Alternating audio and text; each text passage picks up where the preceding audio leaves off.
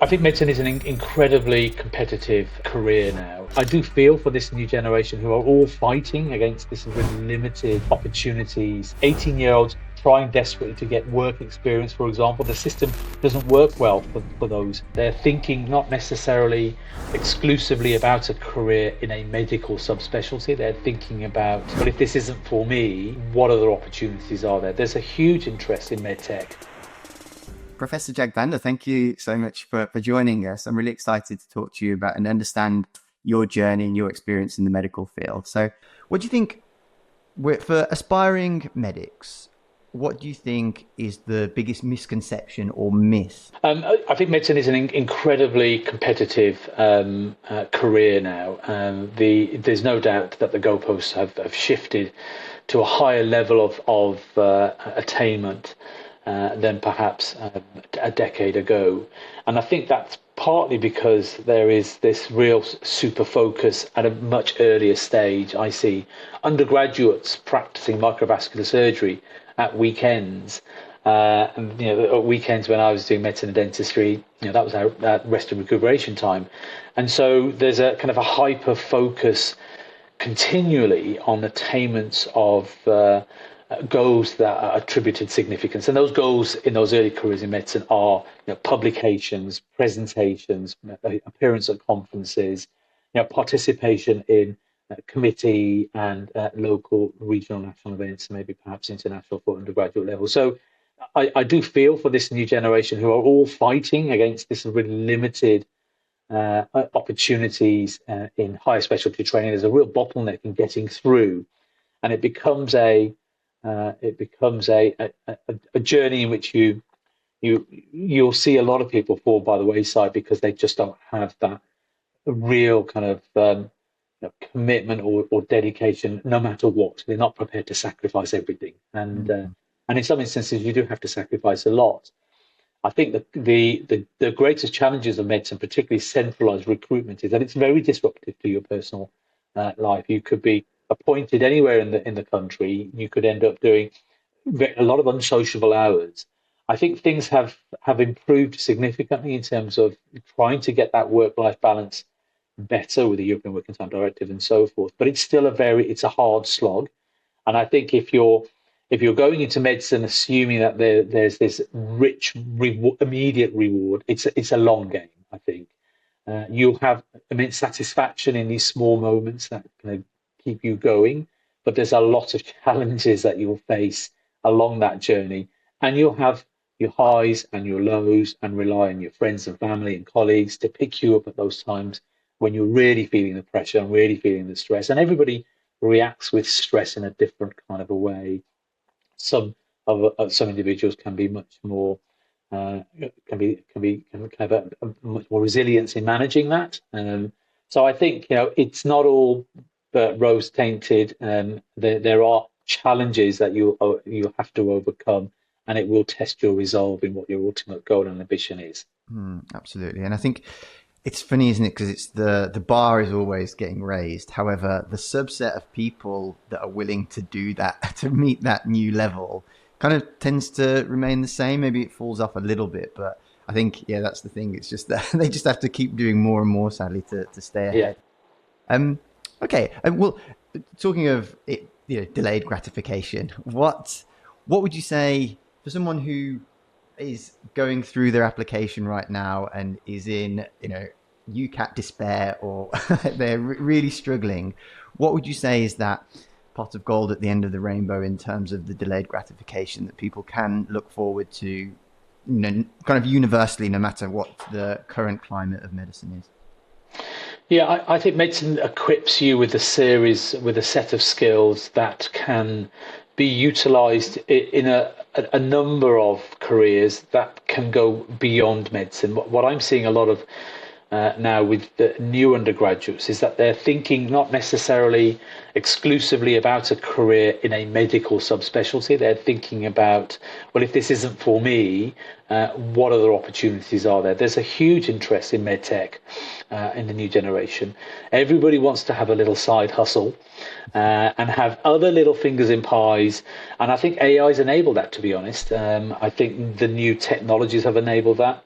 So we're seeing, new groups that have been created, the medtech societies in undergraduate curriculum, the women in surgery societies in undergraduate, because it's enabled, the technology has enabled, and the mindset has changed.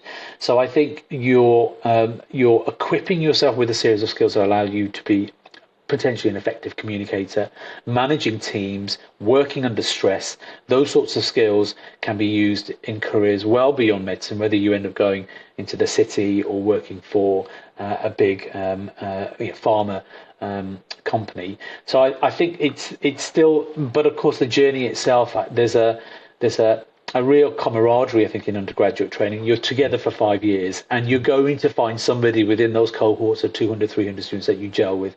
And so those friendships can be everlasting as well. So I think that's the real attractive nature of it. It just the wonderful undergraduate experience you have. It's hard work at certain times, but of course, the rewards at the end, whether you pursue a career in medicine or not, can be great.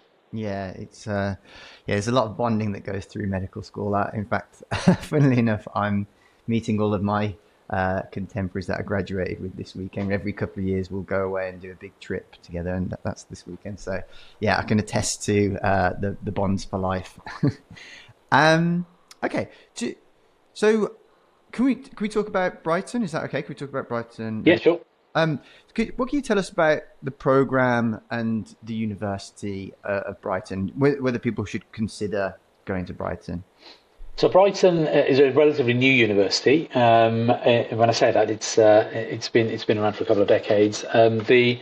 What Brighton has been very effective in doing is giving students a student experience that is very well received, and so often we will get very good feedback by our undergraduates on the way that their curriculum is managed and the student experience. Of course, the city's it's an exciting place to be as an undergraduate. It's got a real buzz to it.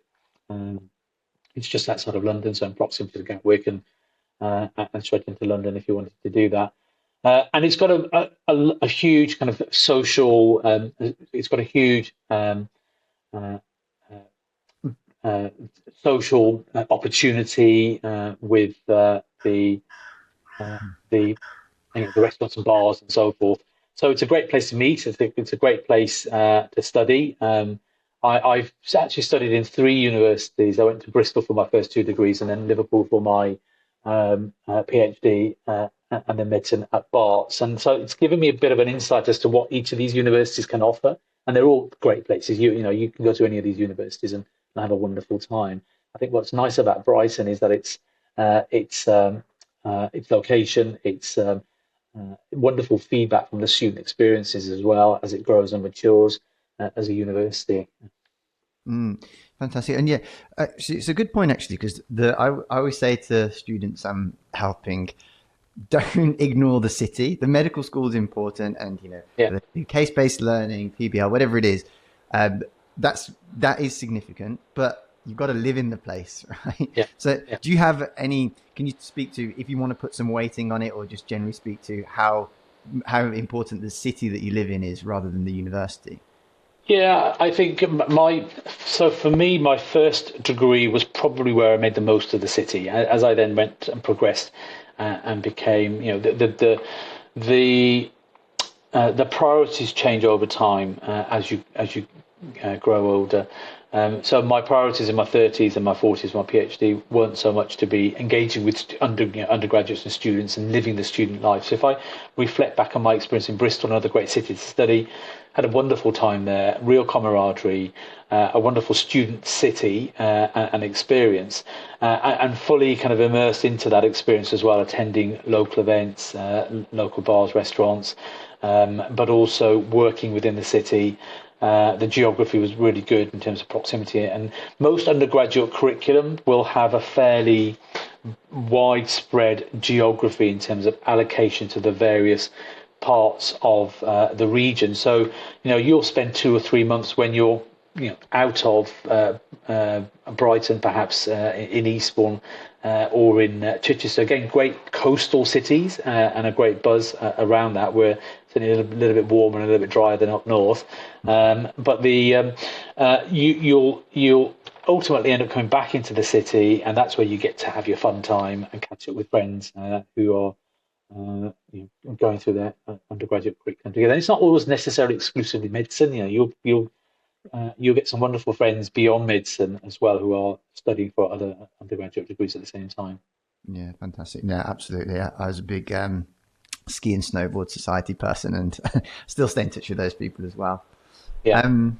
Okay, great. I guess what I'd love to know is, from your point of view, when you see people applying to join Brighton and Sussex, what do you? Are there any specific traits that stand out to you that really make the difference between maybe a good applicant and an outstanding applicant? We've got a kind of there are two parts to this question. I think it really depends on where you're applying, where you're applying, at what stage you're applying for your undergraduate course, because you've got, of course, a graduate entry, and what you're looking for and the attributes in a graduate entry student is a little bit different to an undergraduate who's just gone through their A levels. And of course the academic attainment and the broader opportunities that are taken, whether it's in the form of charity work or helping in community projects, I think has a significant attribution of good quality skills in a doctor. But of course, quite limited in doing that. I do feel for 18-year-olds trying desperately to get work experience, for example. The system doesn't work well for those students because hospitals don't allow you into a hospital environment under the age of 18. You can do online experiences, but it's not the same. Dentistry is a little bit more forthcoming, actually, to getting you into a dental environment, because that doesn't have that layer of process. So whereas the more mature student applying for medicine may well have gone through a health-related career, whether it's pharmacy, nursing, and so forth. And so you'd expect to see a broader sense of who that individual is and the experiences and the opportunities that they've taken as opposed to an undergraduate. But I think, being part of a community, being involved in charity work, being involved in and doing things that are a little bit off-piste, maybe some traveling, that's an enriching experience rather than somebody that's just focused on getting the A stars and having very little additional skills. Sports and abilities in music show an ability to be able to concentrate on tasks. The biggest anxiety I have over this new generation in the social media generation and the mobile phone generation, as we discussed earlier, Ash, is that I think the rewiring of the brain we're starting to see is changing in terms of both attention span and concentration for prolonged periods of time. And I think that's part of a manifestation of just the ability to scroll through and get an almost immediate kind of endorphin release from watching YouTube shorts, which last 15 seconds.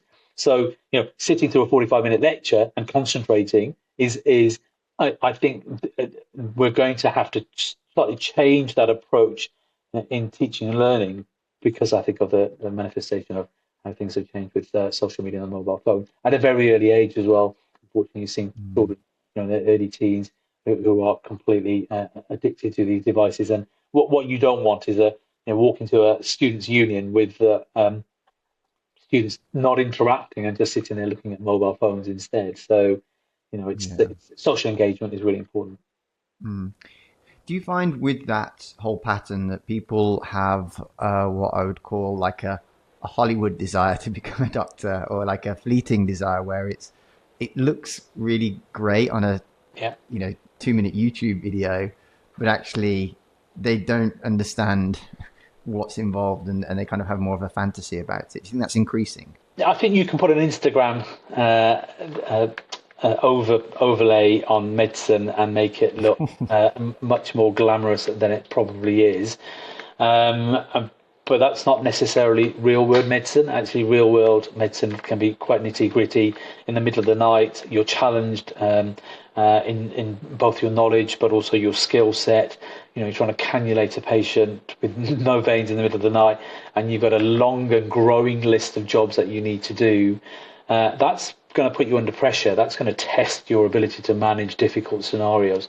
There's nothing that you can paint in a glamorous way on Instagram when you're in those sorts of scenarios. So I think you've just got to step back from it a little bit and just be mindful what the real world experiences will be. But hopefully your undergraduate training will prepare you for that real world perspective instead of what the social media presentation of that experience would be. Yeah, fantastic. Okay, great. I'll just end with a couple of questions, but I might ask you them twice if that's okay, Jag. Yeah. One for dentistry and one for medicine. So Sure. we've got the unique privilege of having someone who's qualified in both. So, what advice would you give to a student who dreams of working in medicine one day? I think try to get as much exposure to what a doctor's life and career actually entails. What that journey would be by speaking to friends and family and getting their insights and experiences, both young and old, junior and senior. To make sure that if you speak to enough people about their careers in medicine, you'll get a broad perspective. Of course, you'll have those who are the naysayers and say it's probably the worst thing they've ever done. They'll never do it again, and they're really unhappy with the decisions that they made. I would say the majority of people will say, it's a great life experience. And for those who don't decide to pursue it, have moved into something else, still a great life experience. But I think there'll be a significant amount that don't regret the decisions that they made. Maybe could have changed some aspects of that journey, and it's understanding what they would have changed. So talking to doctors, understanding the approaches that they adopted that have manifested with their success, the lessons that they've learned and how they would have changed things if they could have had a chance to do something differently. So that you've got a really deep understanding of what medicine is about. The worst case scenario is that you want to become a doctor because there's an expectation, whether it's through your family, and then you find that actually you don't. You're not a great communicator. You have this wonderful ability to learn, complex concepts very quickly, but you can't talk to people. Now, there's still very successful medics who have done that, and they've gone into those specialties where perhaps they don't need to necessarily have that patient-facing day-to-day experience. But what you don't want to do is put yourself in a position where you go through all of that hard work and find that you're really unhappy with it because it didn't meet your expectations and it wasn't what you thought it was going to be. Yeah, fantastic. And so I guess what I would say is, so for someone who's very sensible and maybe is overthinking and are worried that they, maybe overly worried that they shouldn't go into it, but actually really deep down really want it, what would you say is the sell for someone for medicine? What would you say the number one thing is, like the biggest sell for it? Well, for me, I think it's the opportunity to really make a difference, and it's a bittersweet pill. I'm going to be again really kind of realistic on this. I'm a cancer surgeon, and I have this wonderful opportunity to save some of my patients, and I use the word "some," and that's really important, where it can be life changing. And because I see my patients over a long period of time and build that relationship with them. It's a wonderful feeling to be able to say, yep, I made a big difference and you have a quality of life and we've got you out of a cancer diagnosis and you're getting on with the rest of your life. Of course, the bittersweet pill is that for every one person you save, there'll be the challenging scenario and the challenging discussion. And I don't think doctors are inherently very good at having those difficult discussions. What my nursing background has enabled me to do is to sit and have a conversation with someone to say, there's nothing that I can do that could give you a quality of life and get you out of this situation, and it's about how we can help together to live your life, whatever that duration may be, and get the best from that experience. And so you can see having challenging conversations kind of slightly taints that wonderful experience of saying you're cured and you get on with the rest of your life, and you can smile at something that you made a massive impact on them. And so that's the reason why I do what I do, is because I know that I have the skills and the abilities, but also the interpersonal skills to be able to have those wonderful conversations with my patients. That's the primary motivator for becoming a head and neck cancer surgeon. Yeah, fantastic. Yeah, and I think also the ability to navigate. It's not, like you say, it's not just about the ability to save people every single time, but even the ability to navigate an awful situation. And even though the outcome isn't necessarily always positive, to make that palatable or just navigate it in a nice way is also incredibly valuable. And people probably don't appreciate that sometimes. Okay, basically, I'm going to ask the same question again now for dentistry, if that's okay. So, what advice would you give to a student who dreams of one day becoming a dentist? Yeah, I think dentistry is a little bit easier to be able to get a real perspective of what that means day to day. Dentistry's changed massively over the last 10 years. Your basic dental degree, and I use the word basic, equips you with a set of skills that is the starting level. And what we're seeing is we're seeing a shift in dentistry to things like digital workflow. You can equip yourself with these postgraduate courses, something like Invisalign to straighten teeth, occlusion, the way your teeth bite together, aesthetics, a lot of drive on aesthetic dentistry, implant dentistry. Those additional skills kind of elevates your skill set to a higher level. You don't have to necessarily pursue an academic or a specialty career to be able to do that. The big advantage of dentistry is that it gives you those three important letters after your name. That's your starting point, but you are an independent operator at that point. So you can make the decisions for your patients without having to have to ask. Whereas in medicine, you spend about 15 years ultimately in finishing your training postgraduate before you have responsibility for your patients. So that means as an independent clinician, you can take charge of your patients and have authority in that.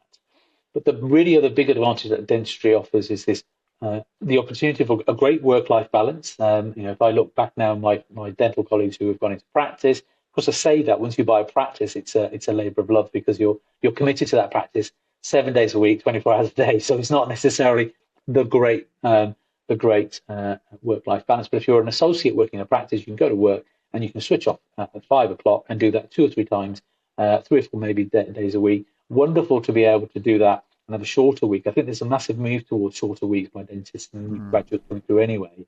But being independent, having the right work-life balance is great. But I also go onto that statement that I made about the effect it has on your patients. You'll have patients that are so delighted with the work that you've done that it's life-changing for them. The examples I can give in placing implants, a couple of implants for a patient with dentures that are moving around, they lose their confidence. They can't go out and eat in public. The whole experience of food and its pleasures are lost. You place 2 or 3 implants, give them an implant retained denture. It's a life-changing event for them. Now they have confidence. They can go out. They can eat. They can enjoy the companionship and friendship and socializing. And they'll come in and they'll reflect upon that to you. So it can be just as satisfying. Okay, you're not saving lives, but in terms of the impact it has on your patients and the quality of life it gives them, it can be just as powerful as well. So that's a great reason to do dentistry. Yeah. So do you think if you had to say what the biggest, so to rehash the other question, say what the biggest sell is for going into dentistry, what would you say it is? Yeah, the biggest sell, I think it's 5 years. It's challenging, but the biggest sell for me is the work-life balance, is the independent practitioner at the end, the creativity of dentistry, of using your hands and making something with your hands. But I think also with these new emerging technologies, it's right at the forefront of technology and adoption with intraoral scanners, cone beam CTs, digital workflows, planning.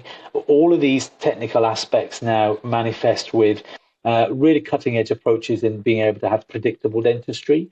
And that's quite attractive if you've got a bit of an interest in technology, because there's a lot of technology enhanced dentistry coming through.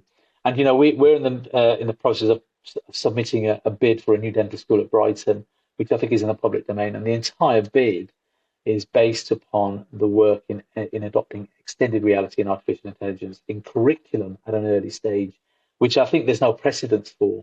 And that's a strong part of the narrative that we're giving in that. Fantastic. Brilliant.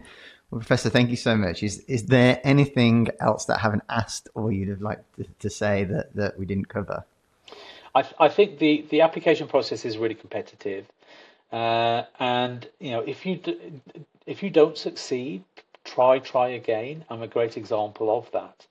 because what you'll have to do, and the competition ratios are so intense now.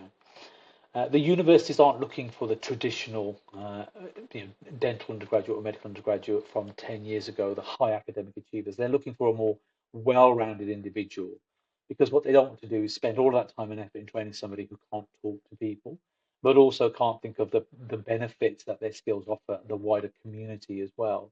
And so coming in with that kind of an approach, of course, if you are a natural international level sports uh, um, uh, student, or coming with musical abilities, as well as working within the community of your school and your wider community, those are the skills and attributes that show you you're not just going to sit at the desk and read. And then because those academic attainment and abilities are very commonplace now, it's unpicking those individuals that will make good doctors ultimately, and to promote the specialties and the professions as well. So, be don't be too disheartened or disappointed if you don't get in first time. If you carry on with that motivation of using that extra year if necessary for again those attributes that can reflect upon and demonstrate those skills, then keep going. Yeah, fantastic. Professor, thank you so much. I really appreciate you taking the time. I know you're incredibly busy and you've got so much going on, but yeah, thank you so much. Okay, thank you.